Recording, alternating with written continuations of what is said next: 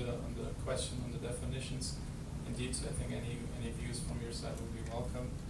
From our side, for the UCITS and AIFMD as consultation papers, we try to stay as close as possible to the Commission mandate, which specifies that these are financial risks that may impact the financial returns of the fund. So therefore, we tried to stay as close as possible to that, but at the same time, as you flagged to us, I think there is a need to discuss this topic more broadly, and therefore, I think it's the very first question that we asked in our consultation paper to stakeholders. I think it would be very welcome if you share your views with us. And responding to the colleague from IFAMA, I would agree with that comment. I think in an ideal world, the taxonomy work would be done at the same time, and we would have clarity on that. But as Matteo already mentioned, this is outside our hands. This is the work that is going on at the Commission, and we have to monitor closely how that evolves, and to the extent possible, also provide our input. And I think also this CP will be helpful, as I mentioned, since we're asking for your input to flag any concerns that you have at this stage, so that also the Commission is aware of these matters.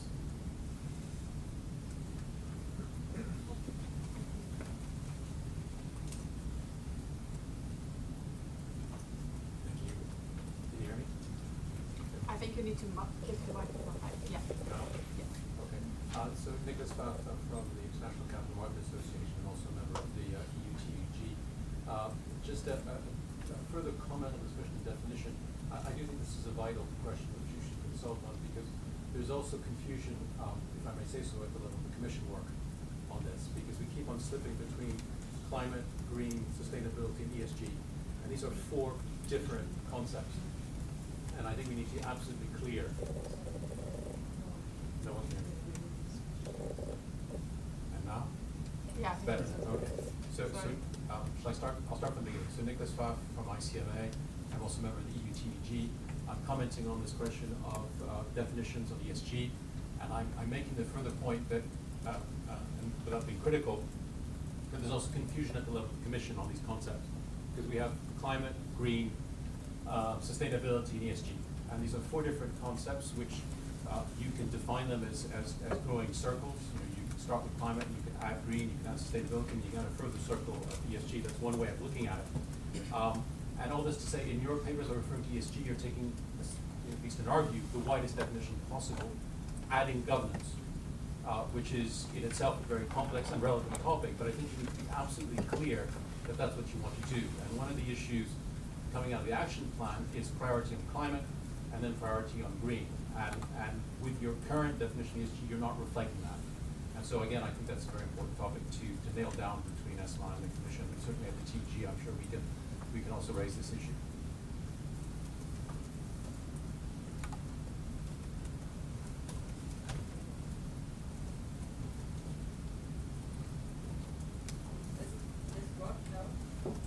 I think you need to keep it really like this way. I think this one should work. This one? Now? Yeah. Thank you. So I'm Natalie Gay-Tonight. I'm a member of the stakeholders group and I'm working with UCITS. Yes, please. So what strikes me when I'm hearing everyone is that this is really an evolving field. And I think that in a way we should reflect the papers that we are working on should reflect this. Because what I see is that probably there is not enough knowledge and expertise in the industry to address all these various ESG climate greatness, as Nick just said. And also, probably investors are not so much clear on all these three aspects. So we may end up, we don't take potentially a progressive approach, both from a firm's perspective, but also from a regulator and supervisor perspective. I think that's very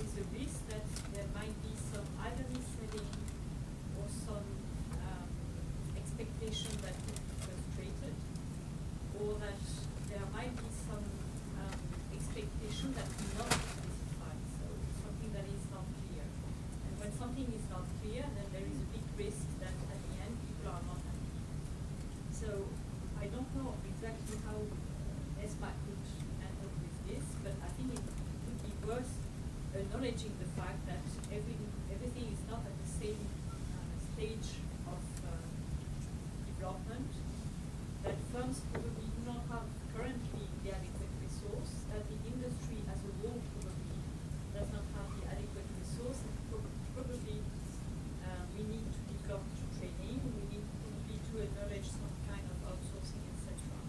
So I think it's really great that ESMA has taken a high-level principle, but at the same time probably we need to go more in the detail to try to guide No the industry speakable content right can be found on the screen.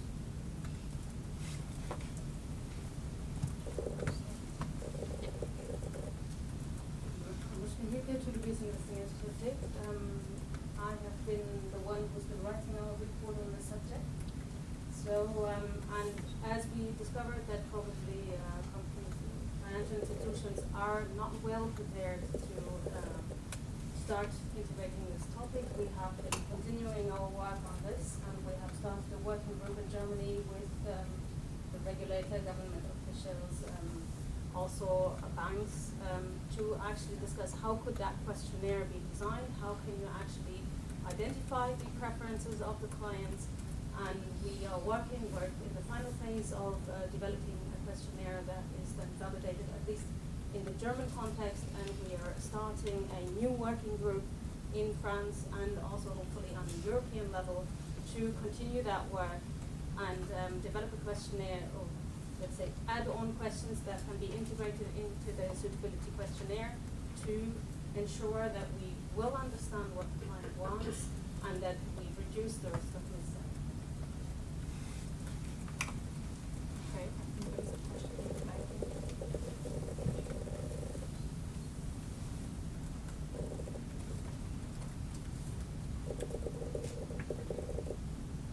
Yes, my name is, can you hear me? Yes, okay, good. My name is Charles Miller. I'm not a member of any technical committee for a change. A comment I wanted to make is that the comment that was already made is that we say sustainability and we say ESG, but we mean climate and we mean green.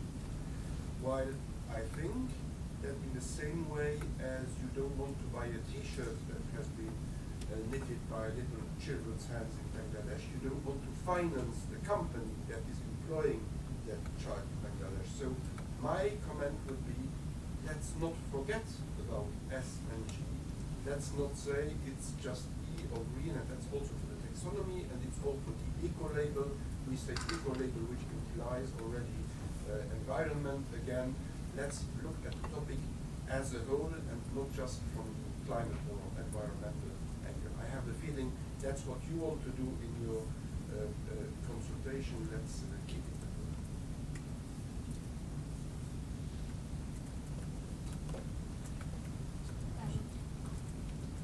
Can you hear me? Hello, from FTI Consulting, Angela Melman.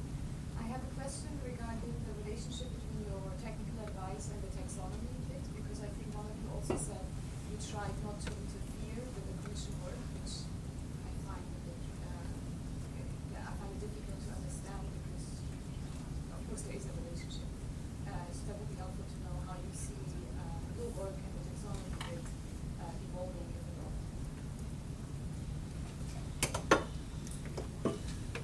Okay, shall we give some reaction to these comments and then we continue getting the questions? Yes, so I'll try to follow the order of the comments as they were raised. Again, on the definitions, I can only confirm that, of course, we're writing down and taking note of all the input that you're providing, and we'll be happy to consider it in the final report and eventually conveying it to the Commission. I'll take the opportunity just for a small, maybe obvious reminder, but that, of course, all the comments you make today are really useful if they are then followed up by a written comments during a public consultation, because that's more helpful for us for the final report. I just thought I would clarify it.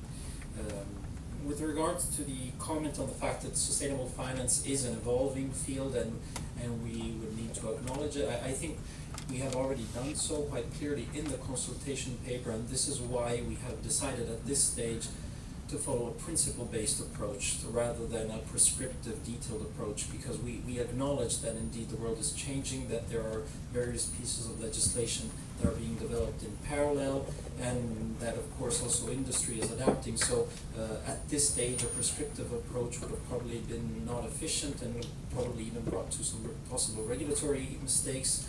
So at this stage, we preferred a principle-based approach that will or might be followed up in the upcoming months and years, of course, by further, more detailed level 3 work by ESMA in the form eventually of Q&As, guidelines, of course, where needed, and that's where in the future we will probably provide more of the details. But at this stage, I think we are completely conscious of this issue, and that's why we decided to tackle it this way. Finally, on the relationship of the advice and taxonomy, I would be careful. I did not say that we don't want to interfere. That's not the point. What I said was that the Commission is working on the taxonomy and has set up a specific technical expert group, of which we are observers only. So I don't know if my colleague Roxana wants to add something on that, but just to say, so I was just said it's not in the scope of the technical advice because we did not receive from the Commission any request for technical advice on that topic at this stage. But of course, we are following, and we agree with you that it's a key element together with many others of all the sustainable finance work. Yeah, no, but maybe, we quite often end up in the situation in which there are some elements which we cannot practice simply because we are not in our mandate. So we need to understand that we have to distinguish between what is a pure level 1 issue and what is in our hands.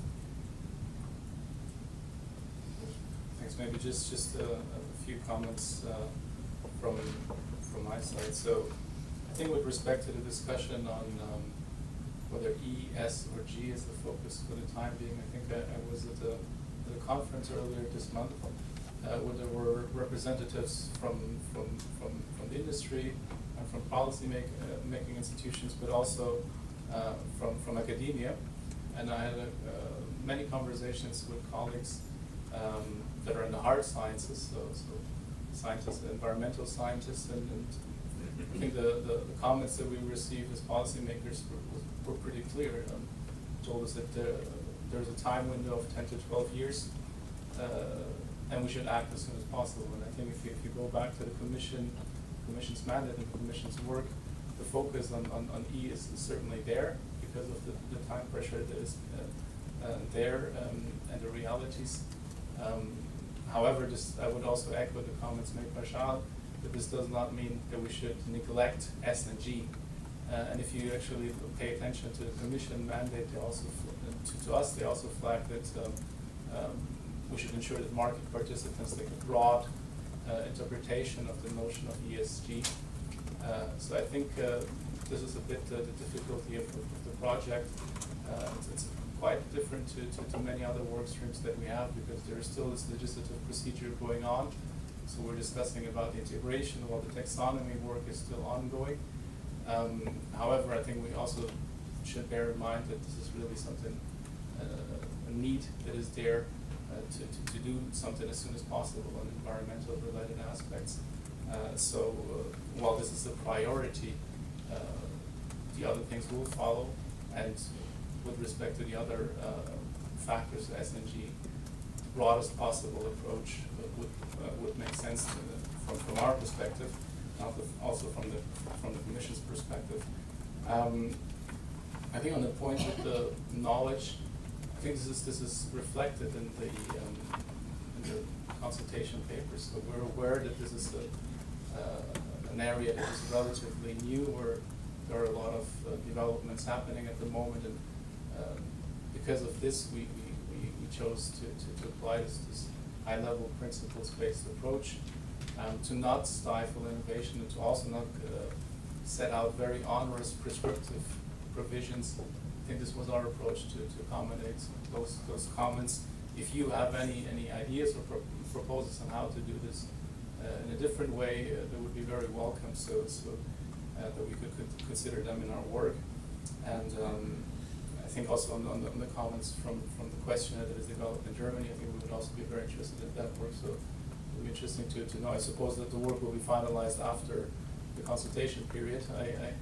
I'm afraid, but if there is any preliminary results, it would be interesting to also to get that. another, there is a gentleman also here in the first row was waiting for some time, so sorry for that, but I think, and then we go. Thank you very much. You hear me? Yeah. I'm Michel Lepetit from the SHIP project. I'm an expert in the finance and climate change. So my first point would be, please, I would stress the importance of climate change and to focus mostly on climate change. There are other issues, I understand, but as you know, it's just dramatic.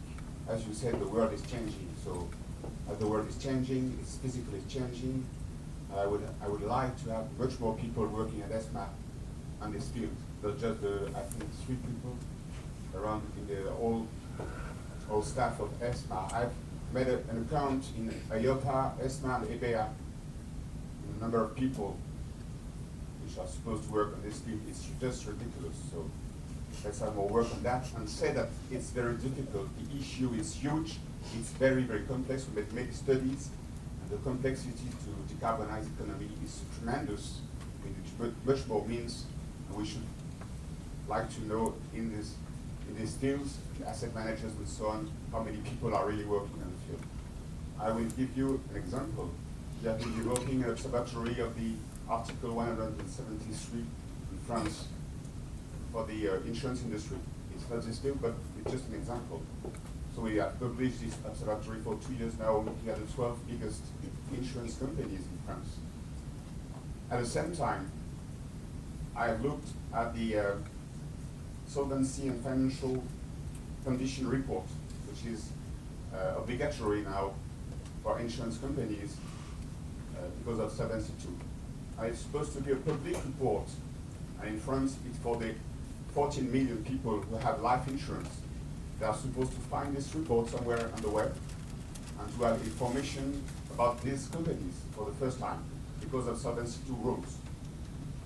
I can tell you, I've checked for 12 biggest insurance companies in France about these reports. And it's both risk, strategy, and so on. I can tell you for 2 years now, there is no single word, except for one of them, about climate change.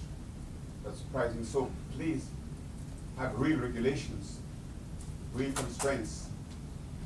We have to move the markets now. Thank you.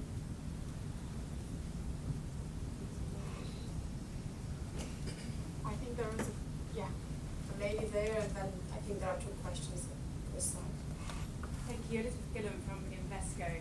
A comment and then a short question, if I may. The comment is really to support what others have said in terms of the importance of definitions.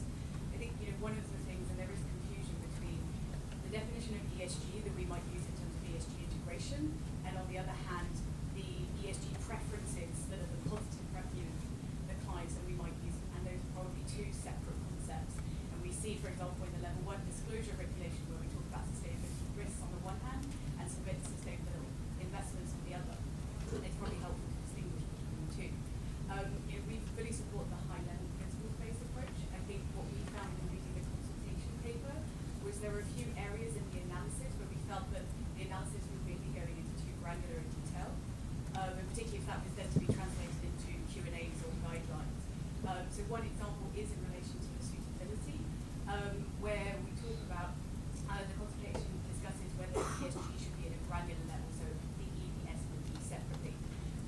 And related to the comment earlier around this market being developing, we are seeing an increase in targeted sustainability funds, but they're still a minority, and current market practices are still using broad-brushed SRI funds as the majority of sustainable funds currently being marketed. So whereas we might have an ambition to move further in the future, I think the guidelines today need to reflect current market practices, and therefore ESG needs to be defined more broadly because that reflects what's currently going on in the market. My question was with regards to conflicts of interest, particularly in relation to UCITS and AIFMD. There weren't any examples given in the consultation paper as to what a conflict of interest for ESG in the context of UCITS and AIFMD might be. And I was wondering if you could elaborate, maybe give some examples of what that would mean in that context. Thank you. I think there are 2 questions. Okay, yeah. Thank you. Martin Parks from BlackRock. On the UCITS and AIFMD integration, this may be touching on something we're going to address later in the day.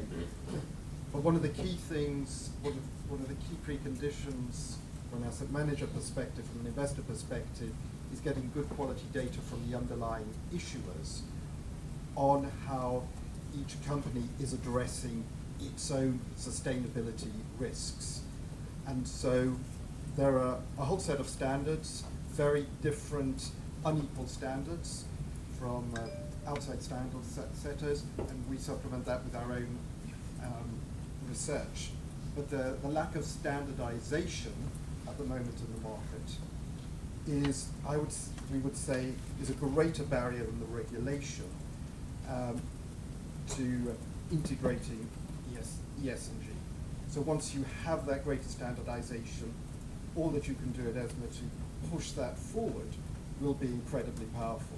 The second point is, I think, just echoing what Elizabeth was just saying, is that when you have that, you will have a far broader range of products of UCITS and AIFs, which are a subset of the wider MIFID instruments, which will have that integration in there. And on the MIFID consultation, we would recommend that there is some weight given to the fact that you will have ESG impact products on one side, but also a broader set of products which are fully integrating ESG risks into asset selection. So it's not just it's not a binary way of meeting client ESG preferences. Thank you.